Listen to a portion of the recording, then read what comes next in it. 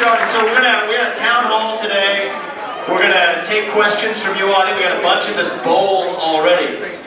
Why are you in Michigan today is the first question. I'll tell you why. And then we're gonna go straight down the line and you're gonna hear from everybody up here. We're here because Michigan is must win to win this country back, all right? Our founding fathers made a sacrifice 250 years ago. There's 56 men who signed the Declaration of Independence. You wanna know what happened to them? 12 of them had their homes ransacked by the British and burned to the ground. 5 of them were captured by the British and tortured until their deaths. 9 of them died in the American Revolution. And 3 more of them had their own kids die in the American Revolution. They didn't do it for them. They did it for us so we could be here 250 years later, enjoying the blessings of liberty in the greatest nation known to the history of mankind. So the reason we're here today is that, you know what, 2024 is our 1776. This is the moment where we fight the American revolutionary ideals. That's what we're running to revive. And you know what, Donald Trump's going to do his part. Put him back in that White House for that second term. He's going to go even further than he did the first time around. He's going to do his part. We're here to ask you if you are going to do yours too. If we're going to save our country, it's going to be because we save ourselves. So let me ask you something. If you want to restore law and order in this country, vote Trump. If you want to seal the border in this country, vote Trump. If you want to revive national pride in this country, vote Trump. If you want to grow the economy in this country, vote Trump. If you want a better life for your children, vote Trump. If you want to make America great again, vote Trump. That's why we're here. God bless you and your families and our great country. We have a republic to save. I'll hand it over to our friends to say a couple of words, and then we're going to open this up for Q&A. Let's do this. Thank you, my man. Thank you for starting out that way. I'm Tim Walberg, Congressman from the 5th District of Michigan. They invited me here today because you haven't seen a Republican conservative congressman in this district in a long time. I'm glad, first and foremost, to be a Christian, a conservative, a Republican. I'm a proud Michiganian. I'm not a quack, so I'm not a gander. And I'm delighted to be here with Vivek. I'm delighted to be here with all of these people because we're here for the same purpose. We're here to get Donald Trump elected and pull all the rest of what he needs behind him. We can do that. We can do that in the state with a senator for the first time in a long time, 30 years. We can have Mike Rogers as a senator. He's a Trump-endorsed Senate candidate. He knows what he's doing. We can keep the Senate, we can get the Senate, keep the House as well. I serve on the Energy and Commerce Committee, deals with all things. John Dingell, my predecessor,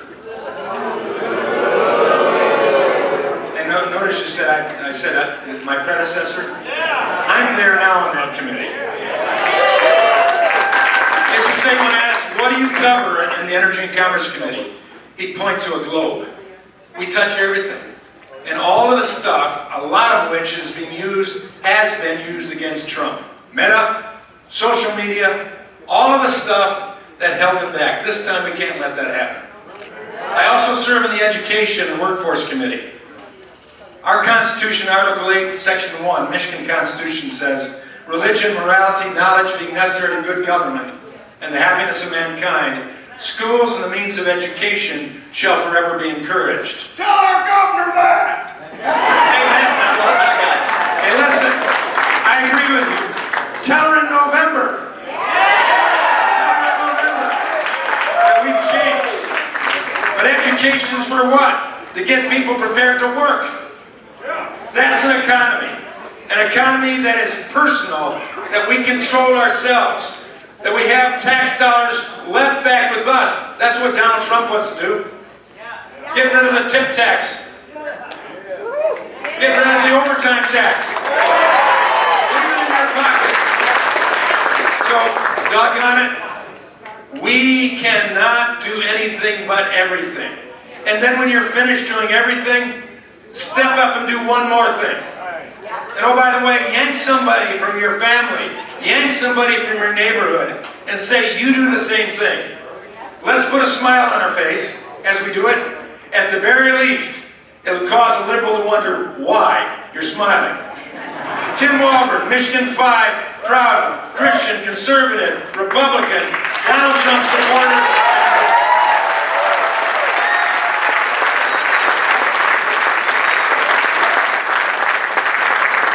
Hey everybody, my name is Hima Kolanagireddy. I'm an immigrant from India, became a citizen in 2015, voted for Trump in 2016, wanted to get involved and do more for him because I really loved him, I still love him, and became a precinct delegate. That was the first time I got involved in politics at the grassroots level.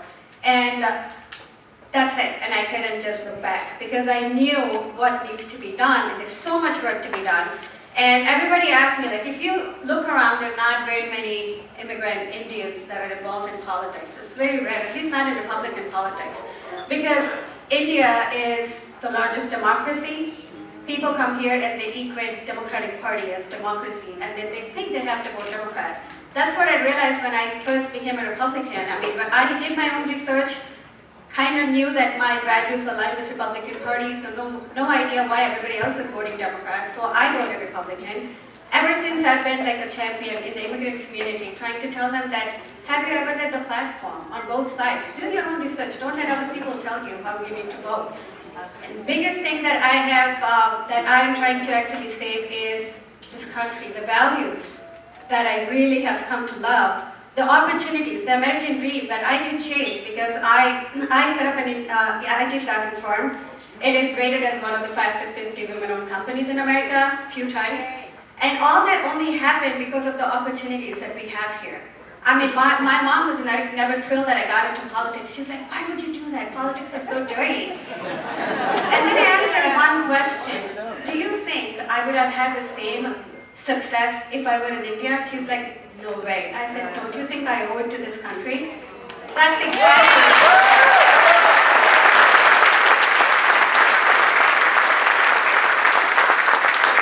Like Vivek says, he has a funny name, but then I have a funny accent too, along with a funny name.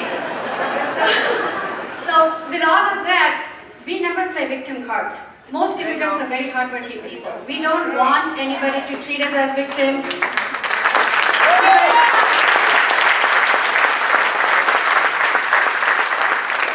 Give us handouts or like treat us special. All we say is give us a platform, equal platform, where it can be played, where it can be a fair play, and we will show you what we can do. But right now, the government is against immigrants. We're all privileged because if your parents went to a college, then you're privileged.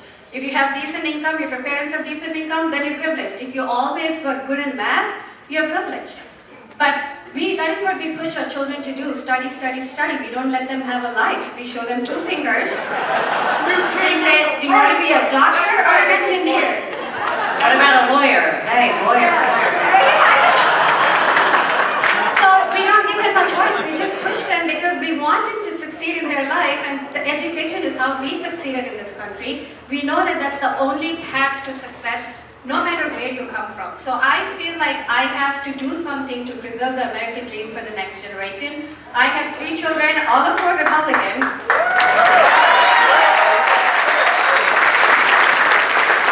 They're pursuing their careers, they worked hard for it, and I want them to have an opportunity at the American dream that I had, and I succeeded, and I want them to succeed, and I want that to be available for all our children. So I'm the current RNC National Committee woman from Michigan. A lot of people don't know what that is. Every state has 3 people that sits on RNC. One is the state party chair, and there is a male and the female. Thank God for Republican Party. There's no confusion.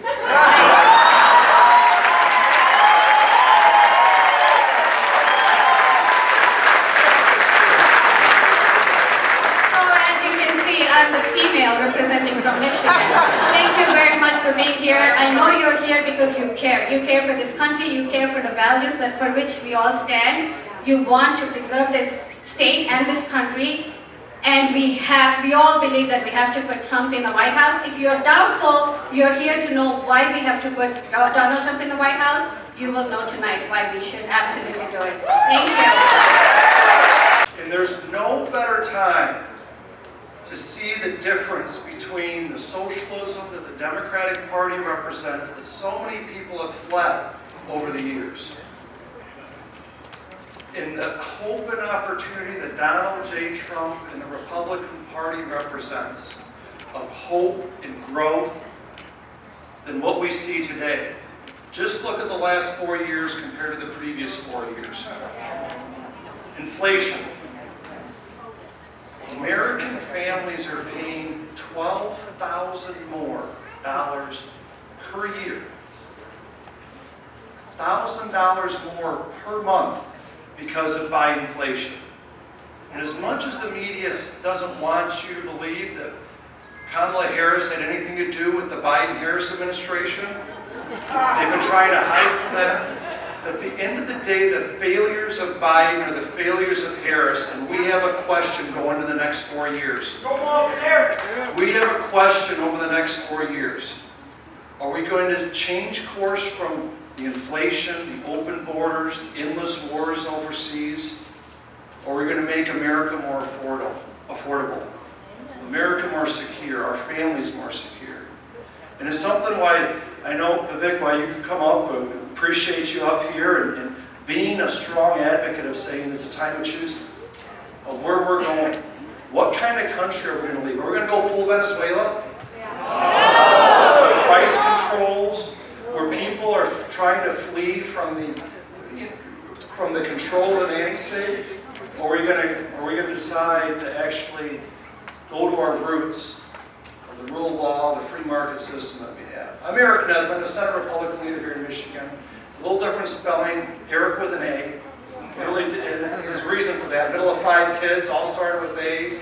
By the time Mom got to me, it was either going to be Aric or Erica with an A. I probably would have grown up a little tougher if it was Erica with an A. But each of you that are here have a network of friends. You each have a story to tell. And the impact that your family, that the economy's had over the last 4 years on your family. And you need to tell the story. That are we going to be a country of lower taxes, less inflation, more energy production, allow entrepreneurs to invest and grow, or are we going to be a country that follows the path of serfdom and tyranny? And there's a real division that's there. But you can't just stop with Donald J. Trump at the top. You're right, Congressman Walberg, you've got to vote for Mike Rogers. You've got to vote Republican all the way down.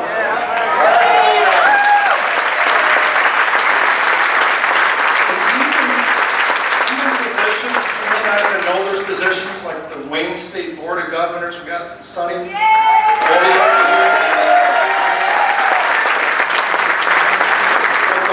Curriculum in the schools that's going on, in our universities, we need strong people in those positions to stand up for those values. And so I appreciate you guys spending some time here and knowing, and this is a great energy. We had, 24 hours turnaround, and this is the crowd that we have. And so thank you so much. Let's go get the round of applause, guys.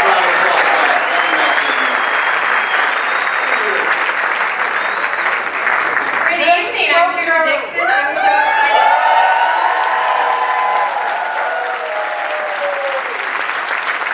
And I'm here mostly because I love you guys.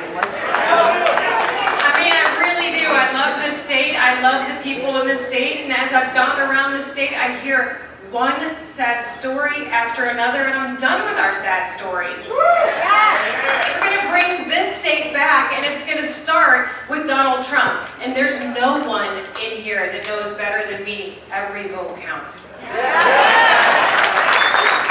we've got to fight back against their lies. Can you believe what we heard the other night? Now you see. They don't want we the people because they know that's exactly who Donald Trump is. They want to keep us silent. And they want to lie about us, and they want to scare everybody away from us, and that's why it is so important that every single one of you goes out there and speaks truth and speaks often. The silent majority can be silent no longer.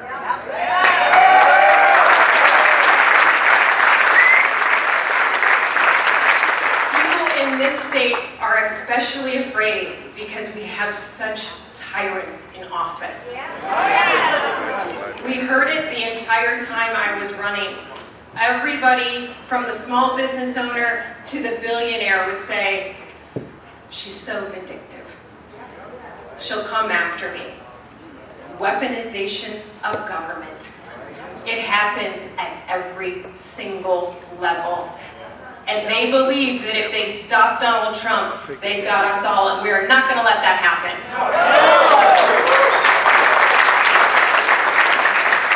Look at what is just happening in this state with the 3 women who brag every day that they're out there for your rights. What have they done for our kids in school? Nothing. Destroyed our schools. And that's another lie. They went out there and they said when every single Republican goes out there and runs, they say Republicans are going to destroy the public school system. I'm like, what more could we do? I mean, kids might end up reading at the end of it. You know, that's kind of like a goal for us. But I'd also like to see our kids safe in schools. Those are the reasons that we're all here today. But one of the other reasons that we're here, and something we're going to talk about, is that I go grocery shopping every week. It is devastating. I've got a family of 6, and it's tough. I look at my kids and I'm like, yeah, we're not doing this year. We're not doing this year. These are tough times. Families are making tough choices. And when I say tough choices, it's like, do we go to the dentist? That's your child's health. And that goes directly back to Kamala Harris. She is harming every single family in this country, and we are not going to let it happen anymore. Not this year. This year we stand up.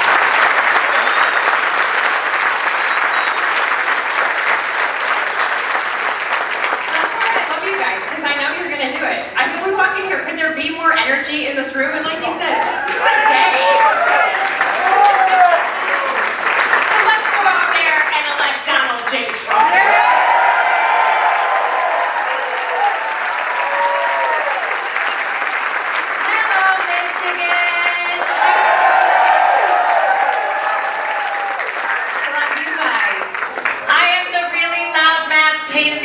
Lawyer for the greatest president that ever lived.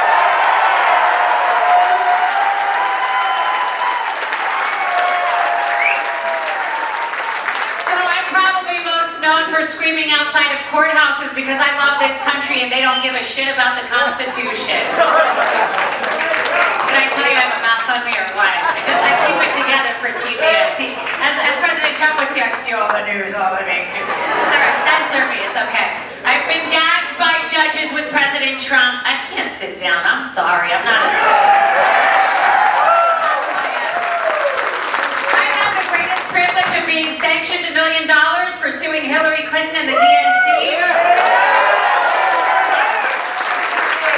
I am so fortunate to fight the horrific DOJ that has permeated our states through DAs and AGs. And I will continue to fight for America with President Trump. But I will tell you the only reason that I fight, and the only reason that I am loud, and the only reason is that because I represent the best client in the world and the only person that will save the Constitution, America, and our children. I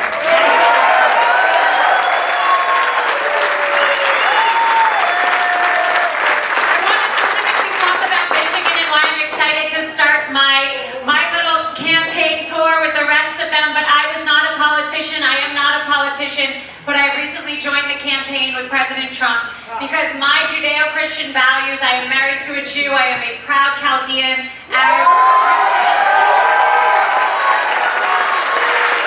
And I just happen to love my country, and no one is taking my country back to Baghdad, which is where my family fled.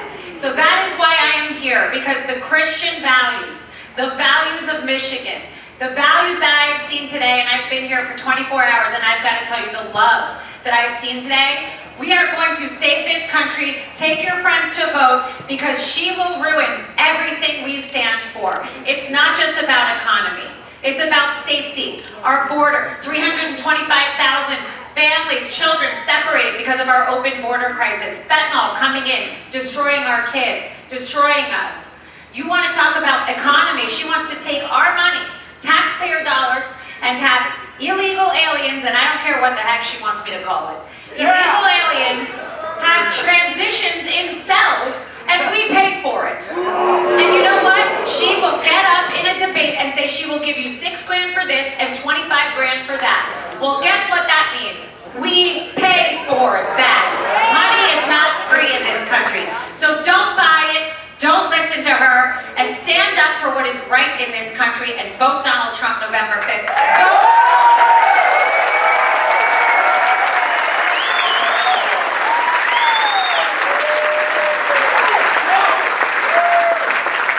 These town halls across the state and the other swing states. We're going to open this up. I want to hear from you. I want to tell you the spirit of this, though, is Kamala Harris. We talk a lot about her. She's not a communist. She's not a Marxist. She's a cog in the system, actually. Now, you call her a communist, it gives her too much credit. It assumes that she has an ideology. I mean, say what you want. Bernie Sanders, I like the guy. I don't respect his policies. I like him because he at least has policies, even if they're ones that I disagree with. Kamala Harris is one step worse than that. Because she's got nothing. It's a flag that waves in whatever direction the wind is blowing. So we're not up against a candidate here. We're up against a machine. And the question is, are we ready to go in and dismantle that machine? That's what this election is about. Now, to speak to our troops. We were supposed to have a red wave in 2022, right? Everybody remember that? Never came. And they tried to blame Donald Trump. They blamed abortion. It's deeper than that. I think we as a party, we've got to level up. This is our moment to step up. Because we're not just going to criticize Joe Biden for a year, then we criticize Kamala Harris. No. This is about who we are and what we actually stand for. What does it mean to be a conservative in the year 2024? What does it mean to be a Republican? What does it mean to be an American in the year 2024? It means we believe in the ideals of 1776. It means we believe in merit, that you get ahead in this country, not on the color of your skin, but on the content of your character and your contributions. That's why we're against the vote DEI agenda, against the affirmative action in this country, and the racial group quota system. It means we believe in the rule of law. And I say this like so many of you here as the kid of legal immigrants to this country. That means your first act of entering this country cannot break the law. And that is why we will use our own military at our own southern border. You know what? If we've had the largest influx of illegals into this country, we will have the largest mass deportation in American history. It's not racist. It's not xenophobic. It's what it means to stand for the rule of law in the United States of America. What does it mean to be American? It means the people we elect to run the government ought to be the ones who actually run the government. Not the shadow government and the deep state, the three-letter agencies that are running the show today.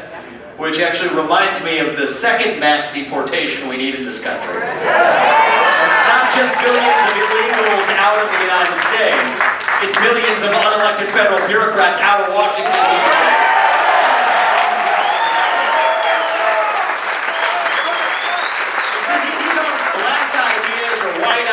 Or Democrat ideas or Republican ideas. They're American ideas that we fought a revolution to secure. And the question for us is, do we believe those ideals that still exist? Yeah. I actually do. Not some fake politician way. We do. But we're going to have to do the hard work of reviving them. And I'll tell you how it's going to happen. It's going to be by all of us. Not just me, not just Donald Trump, not just the other people on this stage, but every one of you starting to speak the truth in the opening. Say in public what you will say in private at the dinner table. Say it with a spine. Say it with conviction. Say it with respect. But part of respect is that you respect your neighbor enough to tell him what you actually think. Not some woke-washed version of it. That's how we get this country back. You hear on MSNBC about saving our democracy. What does that mean? The best measure of the health of our democracy, I'll tell you what it is. It isn't the number of green pieces of paper in our bank account. It isn't even the number of ballots we cast every November. The best measure of the health of American democracy is the percentage of people who feel free to say what they actually think in public. Right now we're doing poorly, but the only way we're going to fix it is all of us starting to speak openly again. That's what we're going to do today. So let's open this up. I got questions up here, but you know what? I haven't seen a room this packed. Look at the energy you guys brought. I'm going to bring it to you. People who came here and showed up. The floor is yours. Ask us the questions. We're not going to hold back, and I want you to hold back either. Let's open this up. That's how we get this country back, all right? Open it up right here. I love it. My hat comes off. Vivek Ramaswamy. I saw the way in the interview on the Breakfast Club. He told the story of Dr. Christianity here. I literally cried. It was the most beautiful rendition of Americana I've ever heard. You, sir, are truly special. You're an American treasure.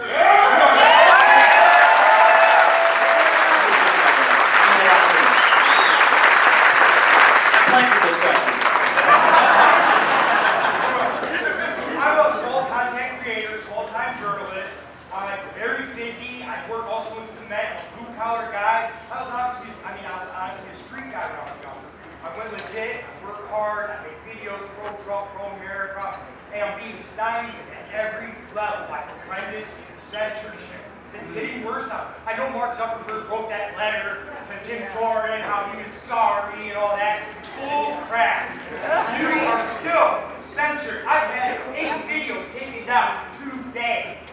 I try sharing. I make documentaries about the E.G. Carroll Travis injustice. I make documentaries about how the DNC invited in Jeffrey Marsh, a notorious groomer, and I can't even get my material out there. I'm even shadow banned on text. I'm sorry to hear that, man. We're live streaming this. I hope that didn't censor you this time, because you're going to be heard here. This time around. You want to take this one? I think it's near and dear to your heart. Yeah, absolutely. I mean, I think we've all felt this, and I do think that Elon Musk has come to somewhat of a consensus that we shouldn't be, but I think he still battles. There are still people within these organizations, and I think it's going to be that we're going to use as many different methods as we can. Rumble is a great source to go to. Rumble is great for conservatives, and I would encourage all of you to go to places like Rumble. There's a great podcast. It's called the Tudor Dixon podcast. But places like Rumble, but also, make sure that you are responding to folks out there that are conservatives, because people will see that too. So just be very active and make sure you're engaging in as much social media as you can, because even your local followers make a huge difference. And that's what we need to remember, that social media may be not comfortable for everybody, but local influencers become very important when it comes to elections like this, because on the other side, they are using their local influencers to go through the community. And so maybe you feel like, I'm not getting as big a reach. Maybe don't focus so much on how far your reach goes in the nation. How far can you get your reach in Michigan? Because that's what we need, is people in Michigan to hear that there is a better opportunity out there.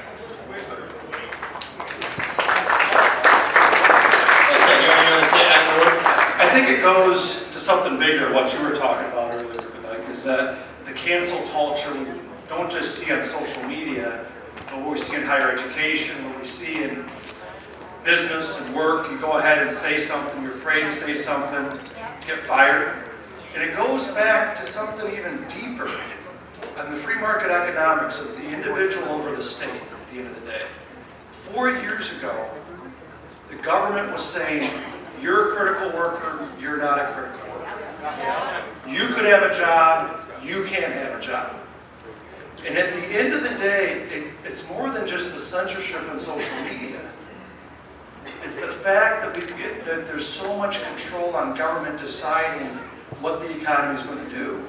And now with the media, and this is why social media is so important, is that with the media, they don't even hide it anymore. The thing with the social media, this is the heart of your question, my man, and then we're going to go to the next question, is it's not even private companies doing it. Right? I love that you talked about the free market, but it's not the free market when government actors are telling these tech companies, you got to censor this through the back door, what they couldn't censor through the front door. I'm sorry, that's not the free market. That's the invisible fist of government.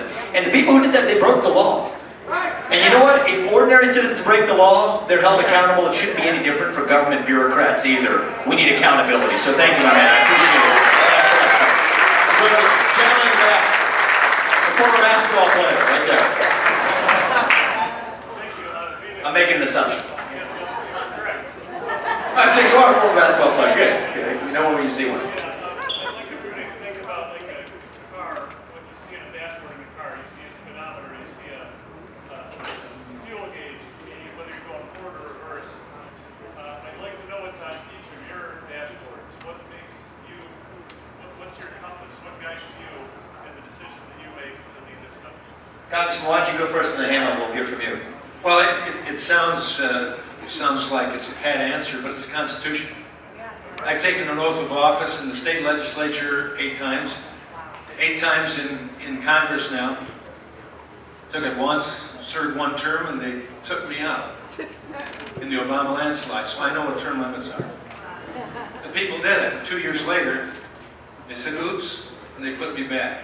But it's the Constitution that we stand up. Now, sometimes that makes it difficult with my constituents. When I say, you know, I love you, as we've told you tonight, we love you.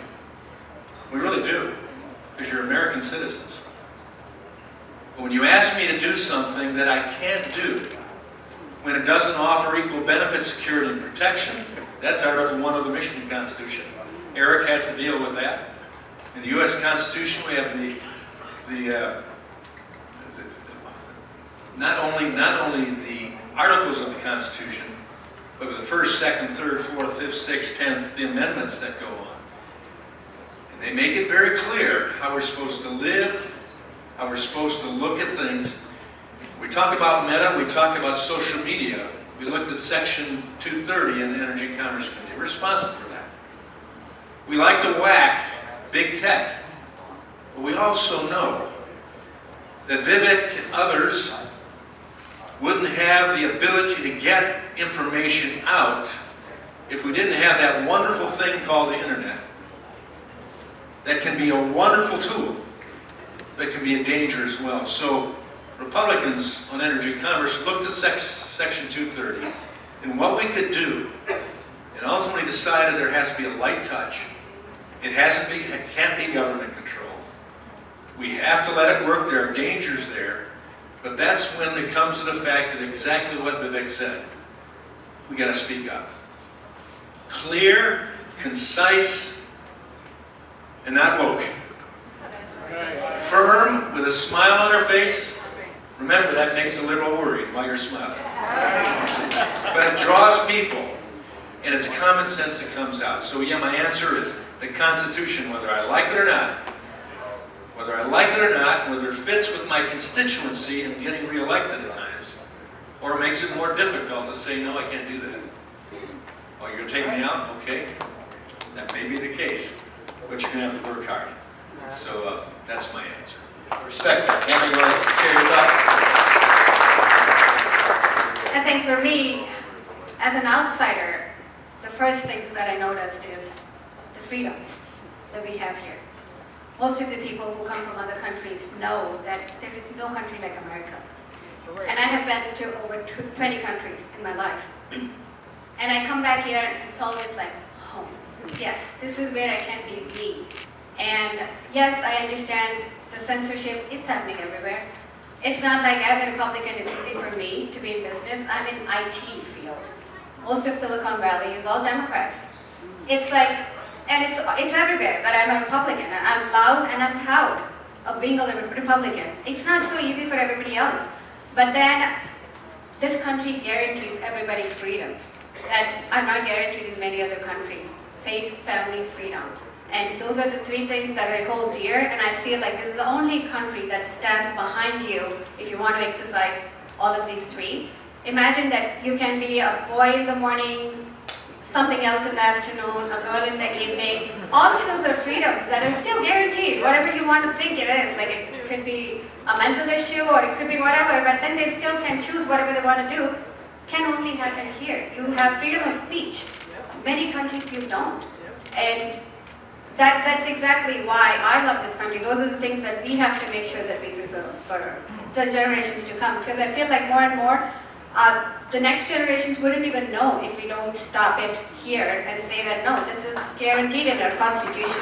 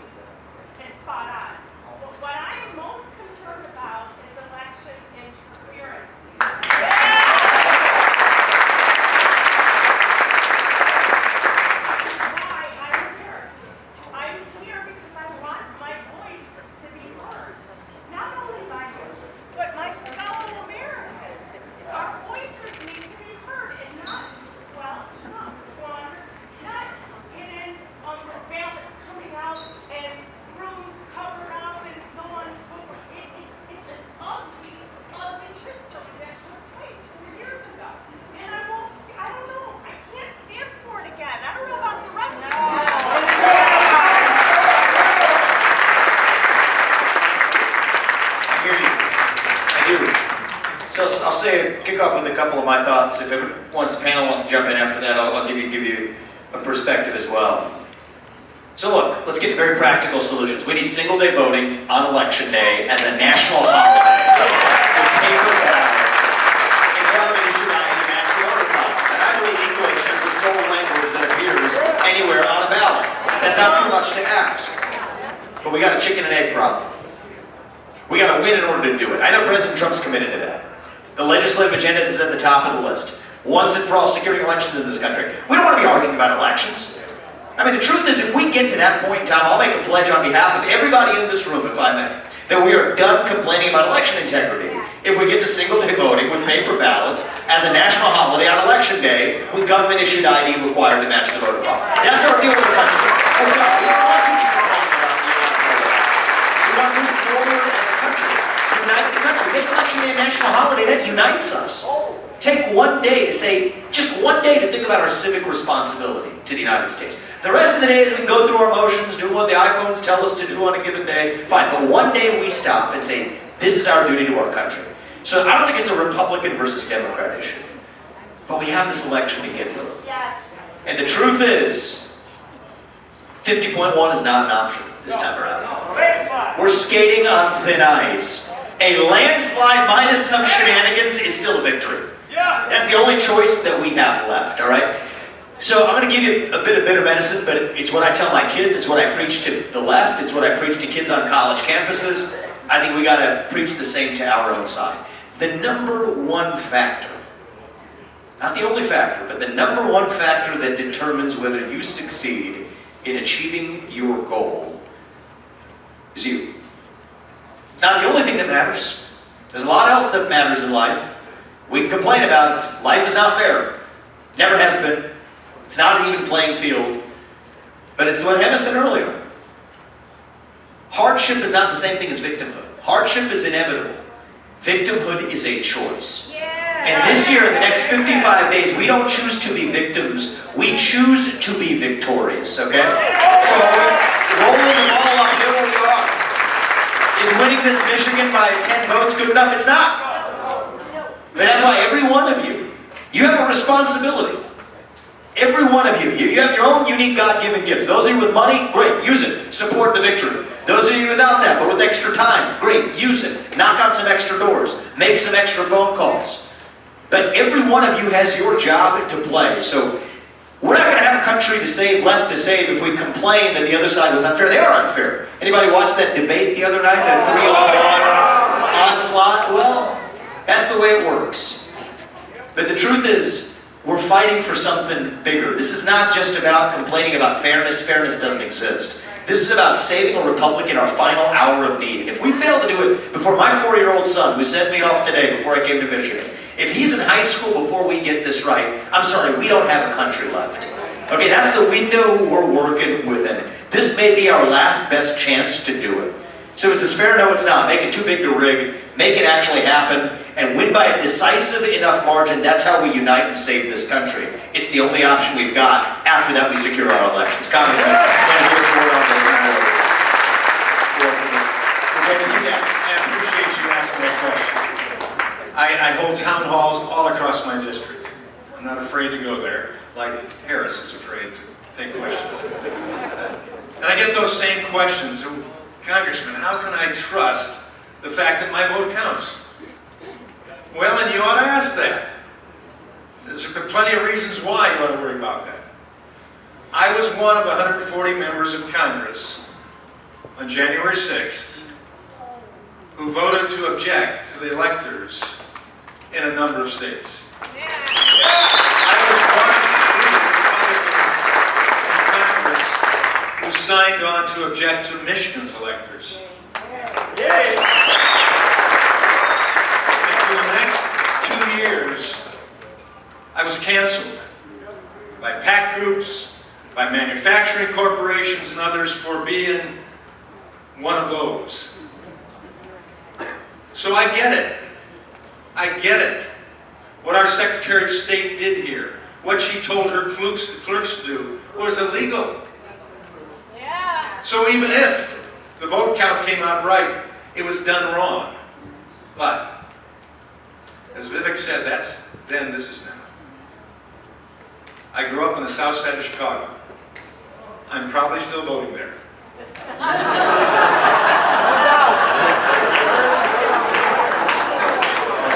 I know what cheating is all about. I campaigned with my dad for Goldwater. I put up signs, the next day I went and put them up again. The next day I went and put them up again. Next day I went and put up, that was old man Daley's machine that worked that way. We could complain about it or we'd get out and work. In Monroe County, when I got that under redistricting from John Dingell, it was Democrat. It is now the strongest Republican voting county of my 10 counties. Why? Because I decided that I'm not going to complain, but these blue-collar union workers, AFL-CIO, UAW, Teamsters, iron workers, they have the same values that I have. They just need to find out. And so we told them that. And then I said, you need to vote for me. And you need to vote for Donald Trump. When I complain about Donald Trump's personality on occasion now, they jump all over me. What do you mean? He talks like us. What I'm saying is, we got to forget that. We've got to get out and vote. We've got to get to the polls. We've got to grab people, get them to the polls. We've got to talk it up as if we are winning, and we are. The media won't tell you that, but we're winning the hearts and minds of people. In that case, someday we'll have a national holiday. Someday we will take it as serious as those that have to stick their thumbs in a bottle of ink and vote, and then go out on the streets knowing that a terrorist may take them out, but they voted. Are we willing to do the same thing? Are you willing to be an election worker, a poll watcher, a ballot counter? Are you willing to stand there and take down pizza boxes from the windows? If we do that, we'll win. I think I'd like to add something to that, because I think some of you are out there going, but we have the most corrupt Secretary of State in the country. That is true. There is one big difference between 2020 and today, and that is that the RNC is now involved in elections. And this is not ignorance. This is not that she is naive. She is an attorney. She knows the law. She is full-on corrupt. That is the problem that we have with Jocelyn Benson. She has now, I think it was just her 8th lawsuit that she lost. She went, and when he says what she did was illegal in 2020, it was illegal. That's what happens when you lose your lawsuit. And now we are prepared for 2024. But the last one that she lost, she took to the Michigan Supreme Court. And think about how twisted this is. Because if you just want a legal opinion on getting RFK off the ballot, if you really don't know, even though you're an attorney, but like I said, number 8, I think, she went to the Court of Appeals and they said, no, he doesn't have to be on the ballot. You can take him off. Okay, so if you're the Secretary of State, don't you feel like you did your job? You found out? He can be taken off. I can take him off. Why wouldn't she? Why would she want voters to vote for someone who's not going to be president? Why would she want to mess with someone's vote? So then she takes it to the Michigan Supreme Court, which is all Democrats. The 2 Republicans were like, this is absurd, absurd. And she gets him back on the ballot. So, your concern is warranted because she's still playing games. She's an attorney and she knows she's playing games. But we need to be there to watch them. So I've been told we're unable to take any more questions, but I promised her we would take one. So you get the last word, and then we'll wrap it up. My question is, what do we do about the dishonesty of candidates in our elections? So look, Pisha, the question is, politics, it's just off of where you left off, Tudor. Politics is corrupt. What do you mean? The dishonesty of candidates at every level. And the truth of the matter is, that this actually brings us back to why I'm supporting Donald Trump. At the core of it is he is somebody who came from outside of politics. Right? I think we need people who go into public service to actually serve the public. People don't have to be going through this. You know, his best moment in the debates, and I'll say this about the debates, it's funny how this worked, right? They had their debate with Joe Biden as the earliest ever presidential debate in recorded U.S. history. Oh, I don't want to pat my, I wish I was wrong. I wish I was wrong. It was as a setup to be able to swap him out. And the public they have the public falling for the trap. Because for a month, they went after Joe Biden. And so even many of my independent friends, tell your friends in Michigan the same thing to see through it. Because they said, no, the media is not biased. They went after Joe Biden even harder than they went after Donald Trump. That was part of the plan. Only to build up credibility that they're now using to prop up Kamala Harris. But anyway, the truth of the matter is, the people we elect to run the government, mostly, they're not even the ones running the government. It's a machine. It's the deep state that sits underneath it. And if you want a candidate who's going to get it there and finally not just bring a chisel, but bring a jackhammer to break the thing, if needed, fire 75% of those federal bureaucrats, send it back, shut down agencies like the U.S. Department of Education, send that money back to the states and the people. Go in there and break things, you know? There's always a risk. Maybe you don't cut enough fat. That's what most people do. I'm going to go in there, well, I'm going to cut just the right amount and see how it goes. No, it doesn't work because it's going to grow right back. What Donald Trump's going to do is, you know, you might go in there, you might cut so much fat that maybe you cut some muscle along the way. Maybe things are a little bit rough at times, but you know what? That's what it takes to actually get this right. So it takes somebody from the outside who's doing this for the right reasons. That's why I'm supporting Donald Trump. And I think we need more of that in American politics. Many of you are here. One of the things that I love about Hima is an outsider. Doesn't have to be doing what you're doing at every level. It's not just the presidency. At every level, from Congress to local to state level, that's actually what we require. And if you do, right, this is our moment. We don't have to be, Donald Trump said this in the debate, and it was true. He said we're a nation in decline. It's true. It's not. Ronald Reagan, if he were here, wouldn't tell you that it's morning in America right now, because it's not. But it can be. See, we don't have to be this nation in decline anymore. We don't have to be at the end of the ancient Roman Empire. I don't think so. I think we still can be a nation in our ascent. A nation whose best days, not in some fake politician way, but in a true way, a nation whose best days are actually still ahead of us. A country where we will still look our kids in the eye and mean it when we tell them that you still get ahead in the United States with your own hard work, your own commitment, your own dedication, and that you know what, you are free to speak your minds at every step of the way. That is the American dream. All right, that is what we are running to. That's what won us the American Revolution. That's what reunited us after the Civil War. That is what won us 2 world wars and the Cold War. That is what still gives hope to the free world. And if we can revive that dream over group identity and victimhood and grievance, then nobody in the world, not a nation, not a corporation, not a virus, not China, and certainly not Kamala Harris is going to stop us. That's what American exceptionalism is all about. And that is where we will revive to save this great country. Thank you all for coming out today, guys. God bless you and your families. And may God bless our United States of America. Do not stop fighting until we get this job done. Save this country, and our best days are ahead of us. Thank you, guys. God bless. I appreciate you. Thank you. I just have to plug in one thing. In response to the lady's question, she said, how can we support corrupt candidates? We're not, nobody's perfect. We all have shortcomings.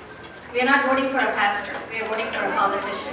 So all I say is, if they believe in the top 10 things that are important to you, they're not a rhino. If they actually uphold our freedoms, then they're not a rhino. You can still support them. Trump is not perfect, but look at the alternative. So that's how you have to look at it. Nobody's perfect. And everybody that is concerned about election integrity, if you know my background, that is where I have taken birth. Like in TCF is where I actually took birth. All I say is, what are you doing? You are an influencer in your own community. If there are 300 dead people voting in your precinct, find 300 alive people who have not been voting and counter that. So there is always a solution to the problem, but what are you doing? Win bigly is what Trump says. What does he mean by that? We have to swamp the vote, so much so that they can't cheat enough. They only need it to be 1% or 2% to be able to cheat. If we can keep our margin higher than that, there's no way they can cheat. All right, Donald Trump tsunami. All right, let's see that. Jocelyn Benson lost a lot of lawsuits. The Michigan legislature filed lawsuits against her for breaking the law. But this year, what we're doing is getting folks to vote early, getting folks to vote absentee to make sure we win on every election day instead of just on election day using holidays. Hi, question. Yes. Hindus romantic first. Just want to say, love you. Thank you. Appreciate you. Question very simply put is, what do you say about those kind of voters who are looking spiritually from the Hindu about who they should support? Who should they vote? Look, spiritually from within, I mean, it's a deeper question than just voting, but I think what we do have is a loss of purpose and pride in this country, in ourselves as individuals. I think we have a loss of faith in this country, but the people of faith who are looking to understand where their faith guides them, figure out who's going to actually make your kids proud to be a citizen of this country. Figure out who's going to make your kids proud enough not to apologize for who they are as an American. Figure out who's going to make your kids not have to apologize for excellence, but to embrace excellence. Whoever that candidate is, vote for them. I'm voting for Trump because I've made my choice. And every American should look themselves in the mirror and say, who's going to make us more proud to be a citizen of this country again, not apologize for who we are or our excellence. Vote for that candidate, and I'm confident if they do, Donald Trump will be the next president. Which party guarantees you the practice of faith religion? Yes. There is one side which is very clear about not having any faith because they are really pushing communism. Right. But there is another side which actually says you can practice whatever is your faith and you need to be ensured of freedom. Thank you. I appreciate that. Thank you. I think this is a reminder for the Republicans on the freedom of religion piece and having be out there that each person can find their own way.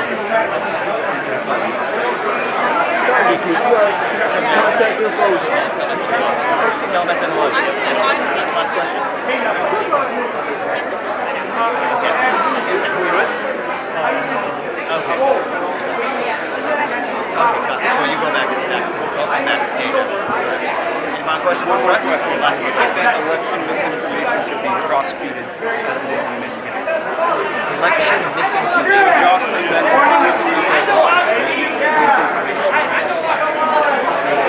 What is very Michigan specific questions? What's the question? I mean, I certainly don't want George Orwell characters governing the United States of America. Unless I'm not from Michigan, so I'm not going to answer that specific Michigan context, but I can give you a broader question. We don't have centralized government determinations of truth in the United States of America. You might have that in Soviet Russia, you might have that in other communist China. In the United States of America, the path to truth runs through free speech and open debate. That's what got us there the first time. That's what made America great the first time around. And that's how we make America great again. Here in other countries like France, arresting Pablo Durand, you got Brazil banning ads. I think the assault on free speech goes beyond the United States. The United States itself gets aboard the pro-censorship agenda and the rest has no hope left. So we're the last best hope for freedom of expression, for freedom of practicing your faith. We don't have to make the rules up. We have an enshrined in the Constitution. As long as we have an understanding of what that means and we follow it, I think we're going to be fine. Thank you. Thank you very much. Thanks, Senator Nesbitt, good to see you again. Yeah, good to see you. How's life?